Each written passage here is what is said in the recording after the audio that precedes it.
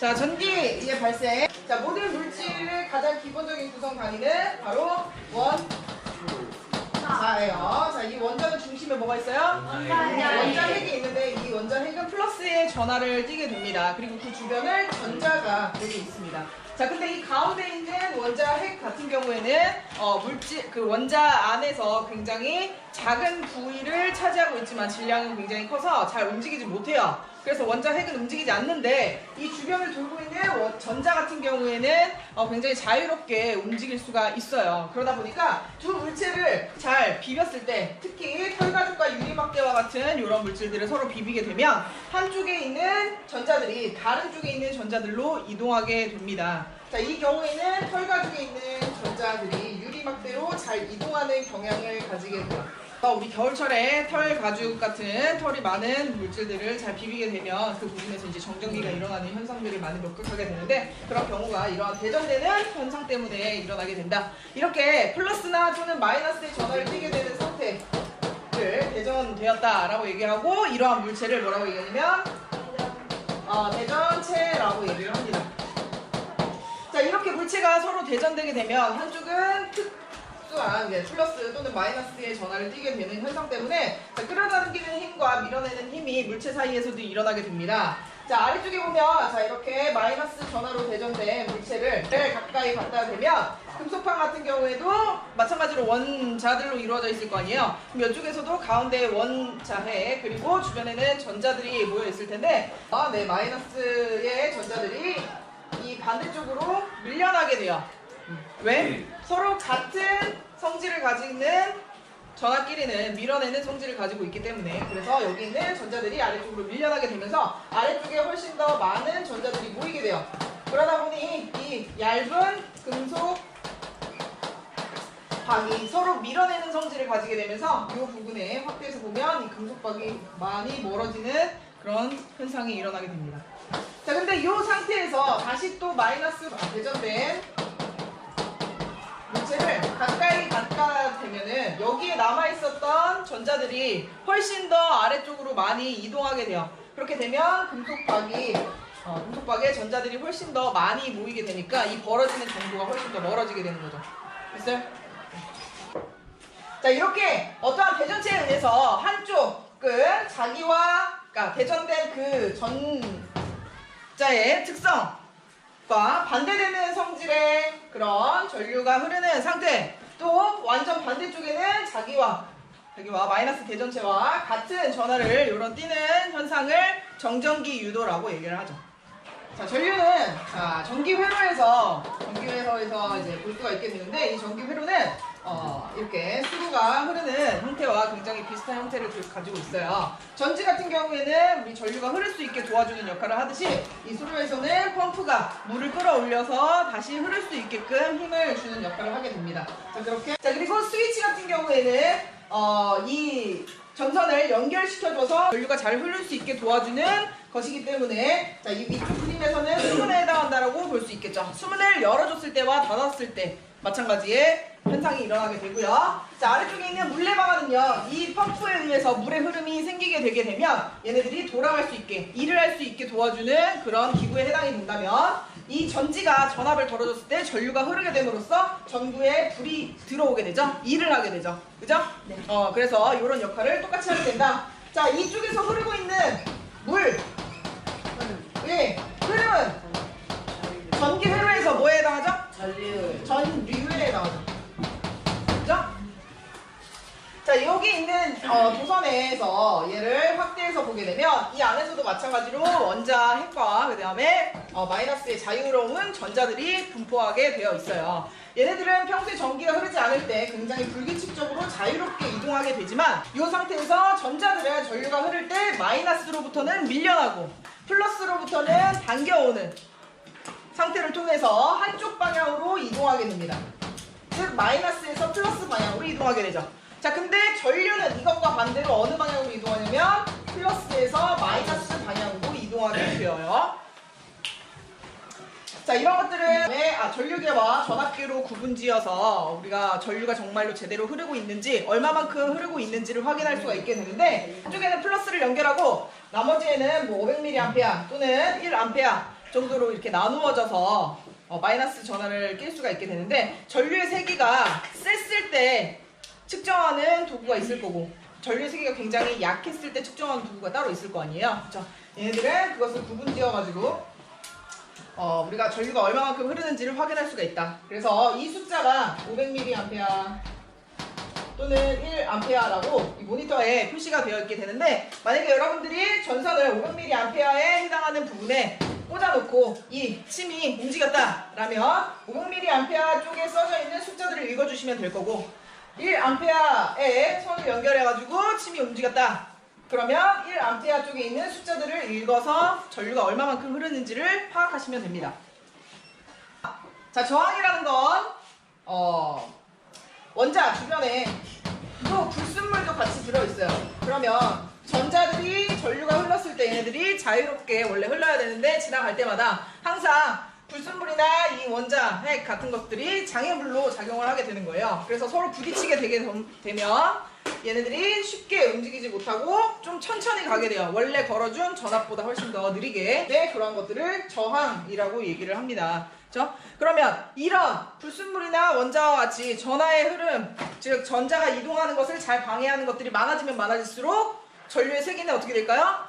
감소하게 되는 거죠. 그래서 저항의 크기가 커지면 커질수록, 즉 저항이 한 개가 아니라 뭐 2개, 3개씩 이렇게 연결되어 있는 경우에는 훨씬 더 전류의 세기가 줄어들게 됩니다.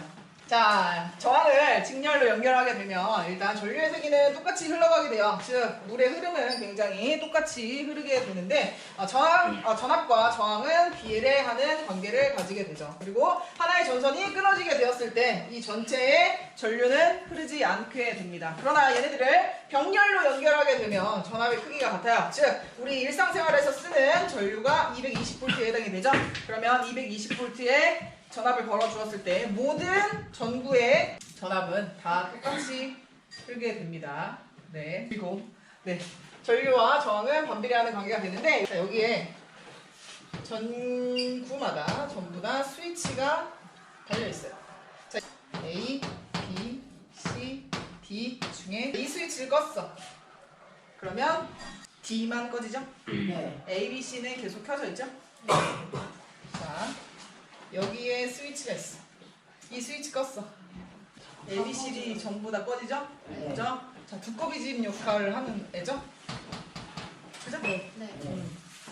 그래서 우리 일상생활에서 쓰는 전기 회로는 병렬 연결에 해당이 된다. 지금까지 전기의 발생에서 첫 번째, 두 번째에 대한 내용을 봤다면 자기장에 대한 걸 이제 한번 볼게요. 뿅!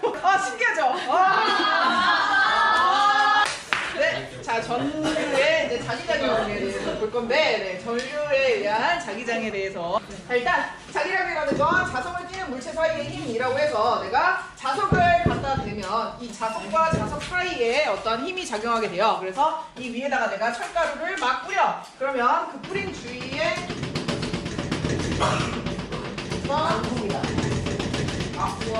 모양이 형성되게 되죠. 자, 요렇게 자성을 띠는 물체에는 자기력이라는 힘을 가지고 있는데, 이 힘에 의해서 주변에 자기장이라는 자기력이 작용하는 공간이 존재하게 됩니다. 자, 두 자석 사이에 내가 나침반을 두었어요. 그러면 이 나침반의 자침이 북쪽을 가리키는 것이 아니라 한쪽 방향을 향하게 되는데, 그 방향이 어디냐면 자기장의 방향을 가리키게 돼요. 자, 이 자기장의 방향은요, N극에서 S극 방향으로 형성이 되게 돼요. 그러면 이 나침반의 N극은 어느 방향을 향하겠어? S극 방향을 향하게 되겠죠. 네. 그렇죠? 그래서 이 자기장의 방향은 나침반의 자침이 N극이 가리키는 방향을 나타내게 됩니다.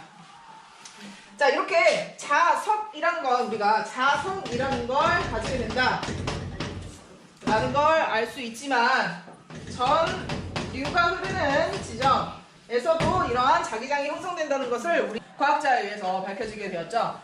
자, 전선에 전류가 흐르게 돼요. 그러면 이 전선 주변에 원형 모양의 자기장이 형성이 되게 되는데, 이 나침반이 처음에는 한 방향, 즉 북쪽을 가르치고 있었는데, 전류가 흐르는 순간 얘네들이 마치 이 전류 주변을 감싸듯이 원형 모양으로 흐르고 있었는데요. 오른손에 엄지손가락을 딱 따봉 하면 엄지손가락이 전류의 방향을 가리키는 것이고, 이 4개의 손가락이 자기장이 흐르는 방향을 가르치게 됩니다. 자, 전류가 이쪽 방향으로 흐르고 있었다고 봅시다. 그러면 전류의 방향은 이렇게 표현하면 되겠죠. 그죠? 그리고 나머지 4개의 손가락이 어떻게 있어요? 이 전선을 감싸고 있는 방향으로 자기장이 형성된다고 봤을 때 이 나침반의 방향은 위에서 이렇게 봤을 때 반시계 방향으로 돌아가고 있죠. 근데 만약에 전류가 아래쪽을 향해서 가고 있었다. 그러면 엄지손가락은 아래쪽을 향하게 될 것이고 위에서 이렇게 봤을 때 자기장의 방향은 시계 방향으로 흐르고 있게 되는 거죠. 그죠? 그래서 자석과 전류에서 자기장이 어떻게 생기는지에 대해서 봤으면 이번에는 자석과 전류가 함께 있을 때 어떤 힘이 형성되게 되는데 이 자기장의 힘의 세기가 같이 이렇게 모이게 되면서 힘이 굉장히 세지게 돼요. 그래서 이 힘을 가지고 우리가 전동기를 만들어가지고 일상생활에서 많이 사용하고 있어요. 자, 전동기의 원리를 보게 되면 여러분 책에 페이지 71페이지에 보면 그림이 훨씬 더 잘 나와 있습니다. 한쪽에는 N극, 한쪽에는 S극이라는 자석을 두었고 그 사이에 전류가 흐르고 있는 도선을 이렇게 깔아줬어요. N극에서 S극 방향으로 자기장이 형성된다고 했으니까 자, 자기장은 시계만. 뭐래 여러분들 쪽에 오른쪽에 방향으로 자기장이 형성이 된다면 자, 전류의 방향은 지금 도선의 모양에 따라서 달라지게 됩니다. 자, 전류가 이쪽 방향으로 흘렀어요. 아래쪽은. 그러면 이 위쪽에 있는 도선에서는 전류의 방향이 위로 흐르게 되고 여기서는 B에서 C는 아래로. 오른쪽으로 C에서 D는 아래쪽 방향으로 흐르게 돼요. 맞죠? 자, 이렇게 자석과 전류의 방향을 했을 때는 오른손을 쫙 펴서 우리가 힘의 방향을 확인할 수 있다고 했었잖아요. 자, 그러면 이 A에서 B까지의 전류는 위쪽 방향을 향하고 있어요. 자기장은요? 오른쪽. 맞아요? 그러면 힘의 방향은 어느 방향이야? 이렇게 하면 이쪽 방향으로. 그치? 맞아요? 그러면 이쪽에서는 아래쪽으로 이 그림에서 아래쪽으로 내려갈 거고. 그죠? 여기서는요, C에서 D. 전류의 방향이 아래쪽 방향. 맞아요? 자기장의 방향은 오른쪽 방향. 그러면 힘의 방향은 위로요. 너네 방향. 맞죠? 위로. 네. 그러면 이 그림에서는 이렇게 올라오는 방향으로 되겠죠? 네. 자, 사람이 이쪽에서 있을 때, 자, 눈이 이쪽에서 있어. 그러면 이 선은 반시계 방향으로 이렇게 돌아가는 거죠. 이런 과정을 통해서 우리가 전류를 흘려주거나 안 흘려주거나 했을 때 얘네들이 돌아가거나 안 돌아가거나 해서 우리 선풍기 같은 것들을 일상생활에서 사용할 수 있게 되죠. 네. 찍어요. 이 영상이 유익했다면 오케이. 자, 알림 설정은